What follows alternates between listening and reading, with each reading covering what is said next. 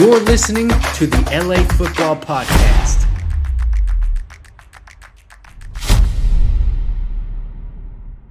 Los Angeles, what is going on? Welcome to the LA Football Show here on the LA Football Network, our city, our network. This is your Chargers edition. What is up, Bolt fam? We are excited to talk about this huge win down in the desert. Chargers versus Cardinals get the 1-point victory on a 2-point conversion. Fourth and Staley is alive. He's back. The aggression is here, but we have lots of thoughts to get into. Joined as always, my co-host Jamal Madney. My man, wild game. We've already recorded a bunch. This is our fourth segment of the day, but how are you doing still on this morning? Doing great, Ryan, and we saved the best for last. This was the thriller of the weekend, and oh my goodness, the Chargers, the heart-pumping, heart-stopping, soap opera Chargers week over week, find a way to pull it out. Can't wait to break it down with you, Ryan. This is going to be really fun. Yeah, I mean, before I even say anything, we'll just do this, get this out of the way. Got to mention sponsor of the show, our friends at BetOnline. Head to betonline.ag today. Use our promo code BELIEVE. That's BLEAV. You get a 50% welcome bonus on your first deposit. Bet on this weekend's Pac-12 title game, USC and Utah. You can bet on this next Chargers game, although it's a little heart-wrenching to root for the Chargers, let alone bet on the Chargers. So I would maybe stay away from that. And they always say don't bet with your heart anyway. But if you're going to bet, period, betonline.ag, promo code BELIEVE. Tell them the guys at the LA Football Network sent you. So, Jamal, we aren't necessarily quote-unquote Chargers fans. I've definitely become a supporter of this team and covering them. I love a lot of the players in this team. I love the coaches on this team. Have so enjoyed covering them. So I guess I can consider myself somewhat a fan, but what I'm trying to say is being a fan of this team is not for the faint of heart, because every single week is going to give you drama. Every single week it feels like it's going to come down to the end. I mean, as good as this team can be, they just never really win games outright early on and just kind of let you coast through it. And for better or for worse, that's hard as a fan. For the NFL, it's great because it's always a great product. It's phenomenal. That's why they are getting so many primetime games, because it's fun football to watch. But man, Jamal, another heart-wrenching game, but it ends finally with a positive outcome. Initial thoughts on this 25-24 win for the Chargers? No, Ryan. I mean, it was absolutely a stellar game in terms of drama. And in many ways, it was a microcosm of the Chargers season, where, again, started off slow, down 10-0 into the first quarter, very similar to the starts against the Browns and some of the other lesser opponents. Then they really had a jolt of offensive firepower there in that second quarter, got back-to-back touchdowns, aided by that Joshua Palmer fumble that was first called a fumble and then ruled that it was sort of re-recovered. It was a fumble that was recovered by the Chargers. I think that seemed to stem the tide for the time being. Jamal, I don't know if you remember, but that had such similar vibes to the USC Notre Dame game when Jordan Addison fumbled and then recovered his own fumble, and they reversed the call on that one too. So I was like watching deja vu. I was like, holy cow, deja vu, because it was a fumble, but you so rarely see that the same team or the same player recovers his or her own fumble. And so that was sort of jarring to see. Chargers go on a roll there, 2 straight touchdowns. The Cardinals sort of answer right at the end of the half. And then it was 17-17 for the longest time. And then the Cardinals finally broke through 24-17. And then it was just such a bizarre end, Ryan. 3 consecutive punts for the Chargers, 3 consecutive 3-and-outs for the Cardinals. Mm-hmm. And then the Chargers get the ball at the very end, a couple of screen passes, a little scramble here. I thought Herbert did a really nice job keeping his cool, because the Cardinals essentially blitzed every play down the stretch. And he sort of backpedaled and hung on to the ball long enough to get his receivers open out in the flat and some of those nice screen passes to Ekeler, and then ended up punching it in to Ekeler for the touchdown. And then just such a gorgeous play call going for 2. I love the aggressiveness for going for 2, and he trusts his offense more than anything else. I don't know if I would have had the cojones to go for 2, especially considering how well the defense was playing in terms of 3 consecutive 3-and-outs. But more power to Brandon Staley for doing it. Gorgeous play call. Everett sort of slides underneath on that stack. It was just such a creative concept. Easy. I mean, when you were watching it on TV, you're like, whoa, play's over. Wow. The 2 was just so effortless. And to be able to yank that one out. And you said it offline, Ryan, even though they didn't win how they were supposed to, even though if you zoom out at a macro level, they beat a 4-7 team that really is plagued with dissension and a coach who really has no idea what he's doing. But the fact that they were able to gut it out in the way that they did, hopefully this galvanizes them. And we talked so much going into this game that 5-2 for me was kind of the magic record for them to really feel like they were going to get into the playoffs and kind of be a threat and make some noise in that first-round wildcard game. And hopefully now this gets that going and puts some gas on the fire moving forward and really brings this team together. Yeah, I mean, this was absolutely a must-win for this team in terms of, playoff race implications. They wouldn't have been out of it if they lost this, but it definitely would have hurt their chances. But I think in terms of just, locker room morale, and obviously as a player, as a coach, whatever, you'd like to tune out the outside noise.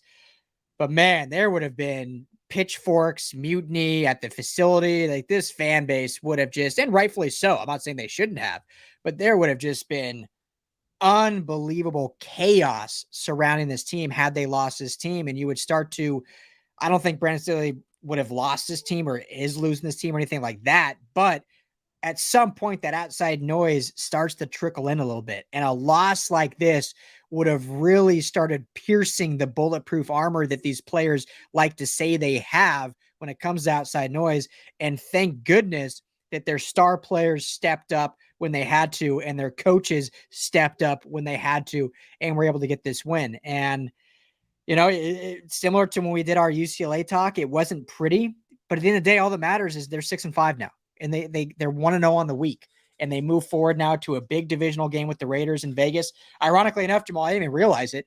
We're in Vegas for the USC game on Friday. Chargers playing in Vegas on Sunday. I'm like scratching my chin, like, can I make that work? We may extend there, Ryan, and just go end to end for LAFB. Yeah, I mean, I'll try to convince my wife it's for LAFB, and she might have other thoughts of me just staying in Vegas for 4 days. But hey, we'll see. Neither here nor there. But to me, this was, and you mentioned it, this was a season-defining win, and it's the NFL. Yeah, they didn't beat the Chiefs. They went 0-2 against the Chiefs. They haven't played the Bills yet. They haven't played, the other powers at B in the AFC. They'll play the Dolphins here in just a couple weeks. But you have those games that really define who you are as a football team. Last year, to me, that was in week 2 against the Chiefs. It came very early on this season where they battled that whole game. Guess what? That was when Staley, the 4th and Staley moniker, was born, going for 4th down, which would have given Mahomes the ball, easy scoring position. They convert. They end up winning that football game. They defined their identity. Brandon Staley defined his identity as a coach in that game. In this game now, yes, we're 11 games in, ironically enough, just past the midway point.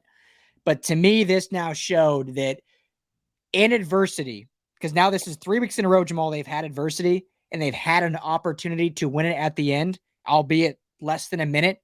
They haven't been able to. Justin Herbert, as great as he is, hasn't been able to be the level of Josh Allen or Pat Mahomes when it comes to those under-minute drives to win a football game. It's hard to do. That's not saying Justin Herbert's a bad quarterback. It's extremely difficult to do. And you can blame a lot of factors. Yes, against the Niners, his arm was hit. The offensive line did not hold up. That's why I threw the pick. Yes, against the Chiefs, they were playing a very heavy blitz, and he didn't have enough time and threw a pick at the end of the game. You can blame a lot of things, but at the end of the day, does your quarterback, your star player, rise above and give you that extra oomph to get the win? On that Thanksgiving Day game, Jabal, there was zero doubt in probably anyone's mind that Josh Allen, with 27 seconds or whatever it was probably going to go down and get a field goal and beat the Lions. Anytime Pat Mahomes has the ball with under a minute, you really have no doubt. Obviously, Brady, we know the history of Brady when he has less time. He did against the Rams early this year.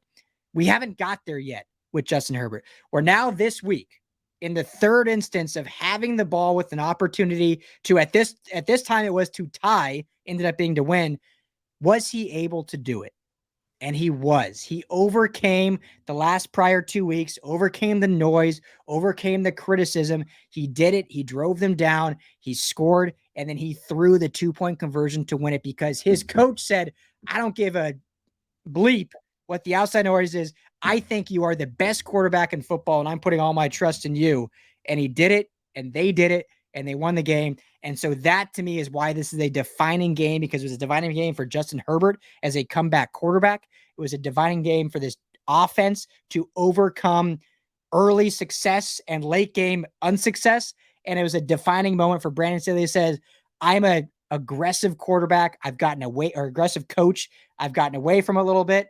I'm back, baby. The Chargers are here. Our aggressiveness is here. We're 6-5, and let's keep this thing rolling.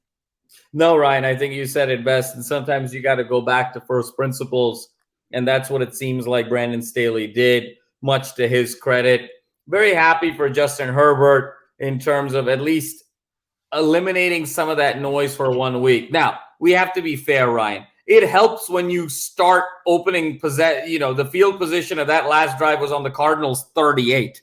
I mean, it's not like he exactly drove the ball down the field. He went 38 yards, but he did it. Okay, baby steps. I'm still not ready to put him in that Mahomes, Allen, Brady class in that situation, but this is the beginning. And I think if we look back on this season, and this becomes a special season for the Chargers, no question about it, we will remember that drive and that 2-point conversion in that moment. And so I think a lot to be excited about, Ryan. The one thing I'm still a little bit concerned about is Herbert was terrific, 38 for 47, 3 touchdowns. It should never happen that Justin Herbert is your leading rusher. And with 5 carries and 38 yards, that should just never happen. They only ran the ball 13 times, paltry amount of yards.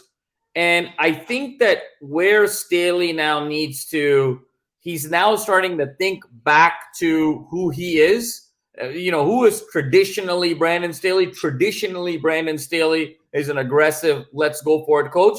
But I think he needs to also think traditionally from an offensive perspective. And the short passing game to Ekeler should not be a proxy for running the ball. And that's essentially what they're doing right now. They're actually invoking a lot of college concepts where they're using these bubble screens and checkdowns as just proxies for the run game.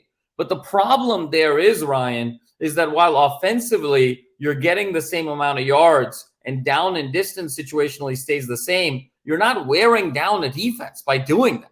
And you're only sort of really exposing one area of a defense and not really imposing any sense of physicality. So I think this is a step in the right direction where they won this game. But I really want the Chargers to start eliminating more of this short passing game in lieu of the run and then go more traditional play action where Herbert can use that unparalleled arm strength of his and really throw the ball down the field. I think this dink and dump situation is hurting his mechanics too, Ryan. We talked a lot about his mechanics being compromised early in the season because of the rib injury. Now what I'm starting to see is he's learned to manage with that pain. I'm sure he's still very much in a lot of pain over the course of this season, but the dinking and the dunking is forcing him to go more 3/4, more sidearm, and he's getting into some bad structural habits right now in terms of his form, and those batted balls are continuing. You alluded to the batted ball in that Niner game. That had a lot to do with his mechanics and where his arm pocket was at the time of the release point.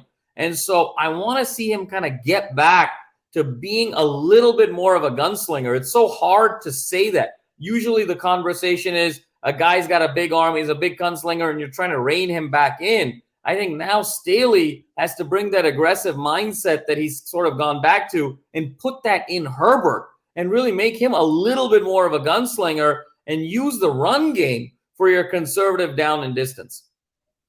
Yeah, it's a great point. And, obviously I want to do more film study and research on this, but in a totality of of a vacuum or looking kind of from a far distance, and Chargers fans won't want to hear this, but when you look at the Sean Payton offense, which Joe Lombardi runs a variation of the Sean Payton offense, that's what that is. You look at Drew Brees, as great as he is, and I'm not saying he's necessarily a dink and dunk quarterback because that sounds bad. He's obviously one of the greatest quarterbacks to ever play the game, but he had one of the lowest average air yards per attempt in the NFL every single year. He averaged, Jamal, over 650 pass attempts every single year, which was tops in the league. You look at even the great Tom Brady, he averages more in that like 570 to 580 range, almost 2 games worth less of pass attempts than what Drew Brees did. And that is in that Sean Payton offensive style, which Joe Lombardi runs a variation on. And obviously Charger fans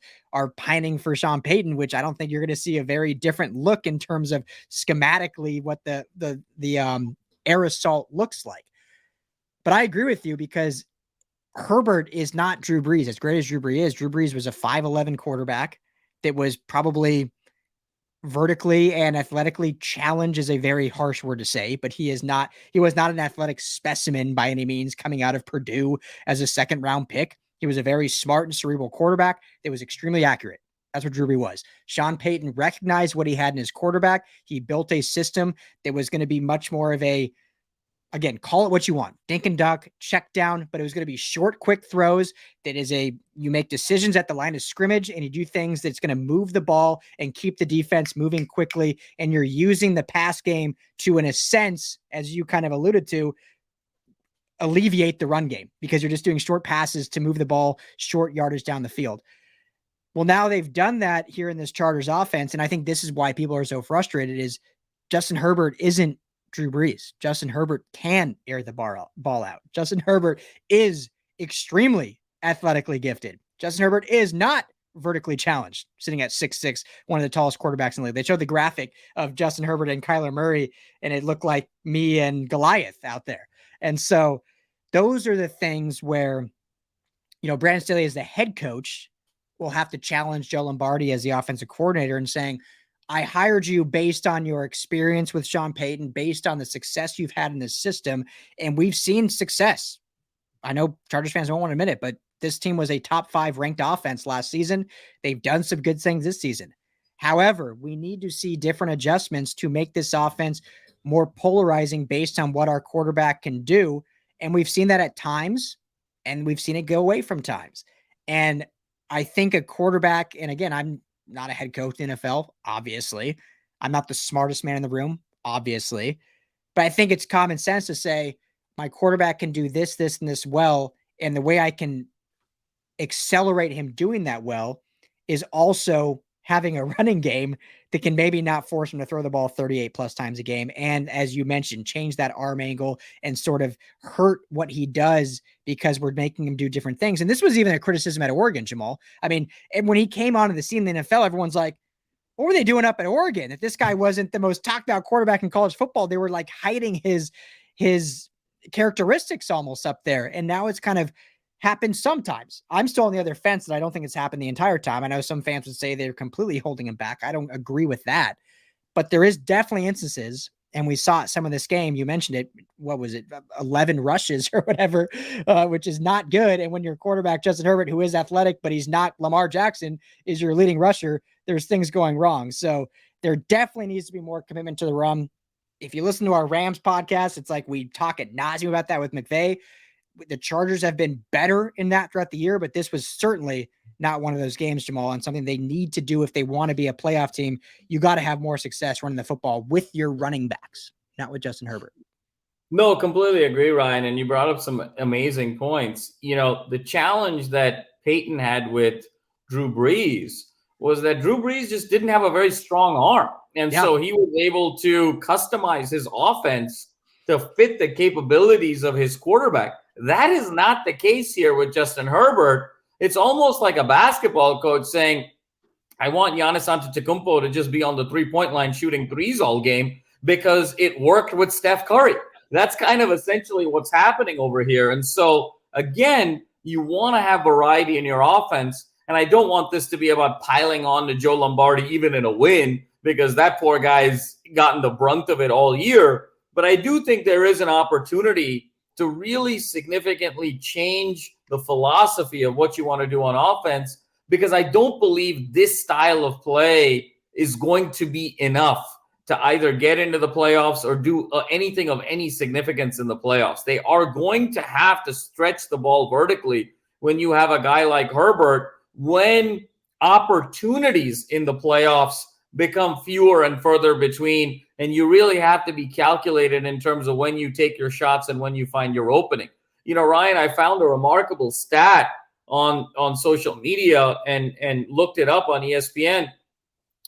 Austin Ekeler is on pace for 123 catches this year for 760 yards. I mean, what is happening over there? That's 6 yards a reception. So, I mean, again, don't want to eliminate the check down, don't want to eliminate the short passing game, but you can't have your running back catch the ball 123 times for that few of yards and really expect to be able to dent a defense and impose some physicality in the second half. That's also one of the reasons, Ryan, why they go through these stretches, sometimes at the start of the game, sometimes at the start of the third quarter, where they just don't score, because they become very predictable in terms of what they want to do. And defenses are able to remain fresh over the course of the game to find stops at different points in the game. And so much credit to the Chargers defense, because I think we're talking so much about Staley and Lombardi and Herbert and the two-pointer and the comeback, rightfully so. But that opportunity does not happen if the Chargers don't force 3 consecutive 3-and-outs themselves against the Cardinals, in particular that final drive with under 2 minutes to go, when the Cardinals were really looking at Hopkins hard and the Chargers were able to fend him off and force a 4th down and a punt that ultimately gave them incredible field position to be able to win that game. Yeah, and I want to double click for those that maybe don't quite realize the astoundedness. Again, I'm making up a word here. Astoundedness of that Austin Ekeler potential stat. If he finishes with that stat, 123 for 743 or whatever you said, that is 22 less catches than Cooper Kupp had last year for 1,200 less yards. So that is why that is a big deal when you look at the totality of that. Anytime you have over 100 yards or 100 receptions, you should have well over 1,200 yards receiving. And so I think that's what it's alluding to, is it's literally hitting him behind the line of scrimmage so oftenly, whether it's designed or just the check down. And so how can the offense change that a little bit? And part of it we've talked about a lot, Jamal, and then I want to move to the defense and we'll wrap up. We've talked about, it's just the personnel part of it is the issue. I mean, we saw it today on Sunday. Yes, this offense wasn't necessarily like explosive, but just having Keenan Allen out there makes a huge difference. I mean, you could see it. I mean, he had that first touchdown, and then when you see the touchdown of DeAndre Carter's wide open because the defense is really focused in on Keenan Allen. So that makes a huge difference. Oh, and guess what? Mike Williams didn't play this game. So there's definitely personnel issues still in this offense schematically, but there's definitely things, and this is why fans are frustrated, which I get, and I'm trying to show that, hey, I hear you, Bolt fam. I understand. I'm supportive. Like, I get the frustration. But let's really see this offense when everyone's back in it and healthy, and then we can really either pick it apart or praise it and go from there. Because at this point, absolutely need improvements, but absolutely it's not like a cluster F that needs to just be torn apart. But there is definitely everything we just talked about, things that I think will really help, and especially your quarterback and Justin Herbert, who is not Drew Brees. As good as Drew Brees was, Justin Herbert has more talent and more arm talent than Drew Brees ever had. I think Drew Brees I think he has admitted that when he's come back to Chargers camp. So, but let's win this. So the defense, let's start with some bad and end with some good, as always, right? Got to end with some positives. So the bad, Jamal, this team still gives up a lot of rush yards. I mean, that's what it is. You know, James Conner had another phenomenal game in this one, rushing 25 for 120. Kyler Murray, I mean, I'm not going to discredit. He's a very mobile, active quarterback, 750 for 56. So, but the real thing you want to look at is Conner for that 124.8 yard average. Now, I've said many times, and I'm double downing on it. I'm not afraid to. I'm not saying I'm wrong or right or indifferent. This is just the facts. This defense the style of defense is not necessarily built to be a stout run defense. It's actually built to like force you to run the football and lull you to sleep because they're never going to let the big play happen. Now, unfortunately, they do let a lot of big plays happen on the ground, which, yes, it's not a stout run defense, but it shouldn't be allowing big plays in run. It should be, 3, 4, 5 yards at a time and stuff of that not. So what to you at this point, outside of injuries, is the biggest issue with this run defense? And is it fixable? Or at this point, is it, hey, we should just expect 120 to 180 yards on the ground, but they'll stifle down in the pass defense, and then we'll just see this offense start moving on, and hey, we'll win games 25-24 from here on out. Ryan, they're tentative. And everything that I've seen is, when was the last time we've talked exclusively about the Chargers sort of consistently shedding off blockers to go make a play outside of contain on sort of a play that they shouldn't? It really feels like once it's sort of a hat on a hat, it's kind of game over. And I think teams are starting to notice that if we just put enough blockers and have enough zone run schemes where we can build that convoy, this group is a little tentative. They're a little soft. And so I think that, you can sort of scheme your way through some solutions.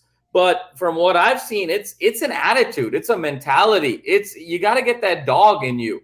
And right now the Chargers are, dare I say, a little bit soft in the front seven. And I think that's where there's sort of an opportunity for improvement here. Rarely do we see the Chargers, when they give up the big run, where it's just like a bust, or they sort of, were lined up in the wrong formation and just anticipated a run in a different direction. It's usually a toss play. It's usually a zone read play where there's just a convoy, and you can see the hat on the hat, and running backs are just sort of following through their blockers and finishing runs pretty strongly.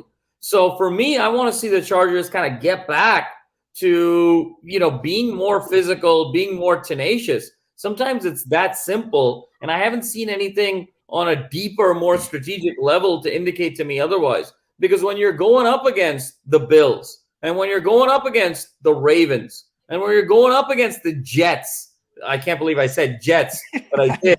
When you're going up against these teams potentially in the playoffs, these are physical teams. These are teams that they know what you're going to be running. You kind of know what they're going to be running. So who ends up winning? It's the guy who wants it more, the guy who's going to fight for those extra yards. And I just don't see that fight yet in that Chargers defense. You said it perfectly, Jamal. And this is always and the biggest thing I see, and you said it without saying this exactly, but I'll say it. This team is just a really poor tackling defense overall. Just, they're not a great tackling defense right now. And the big argument always is, you see a lot of, and I don't want to sound like I'm harping on them, but you see a lot of fans coming out like, oh, it's a coaching issue. And I'm not sitting here at all like I know everything, but I've talked to players that have played the NFL, and everyone I've talked to says, like, at this level, like, tackling should not be a coaching issue. Like, you're an NFL, you're not doing chin to far hip fundamental tackling drills in practice at the NFL level. Most NFL practices aren't even padded. I mean, you're very rarely even tackling in practice. So yes, there are absolutely things you do at the coaching level to improve that. You can change some things schematically, change something fundamentally. You can bench players and start others if someone's not tackling well.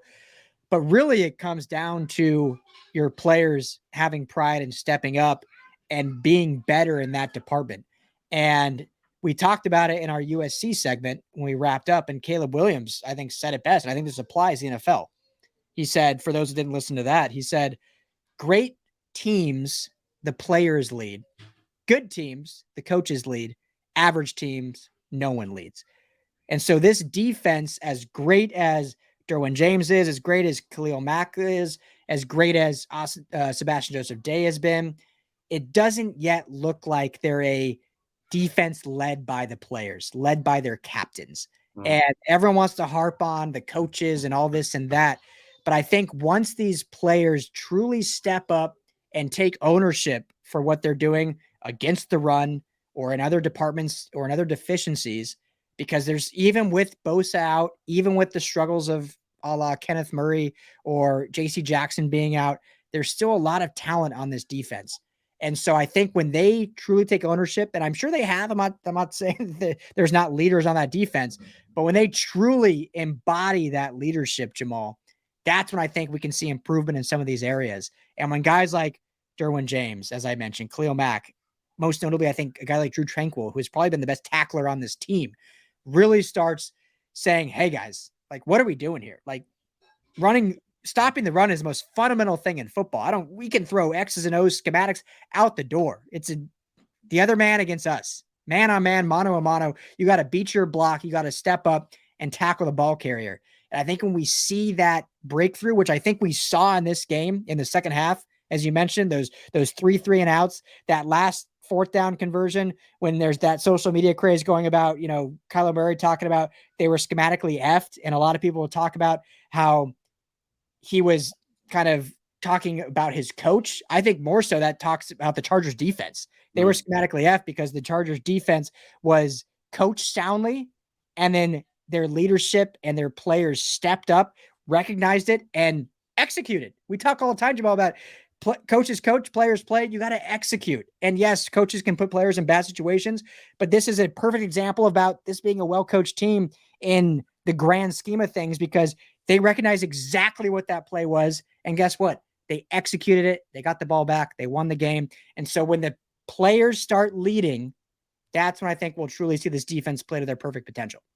No, I think you said it best, Ryan. And I think that's the last step here. We've talked a lot about the offense and some of those incremental changes that need to be made. And there's a path there. Once the Chargers get more healthy, we're going to be able to see that and truly judge them.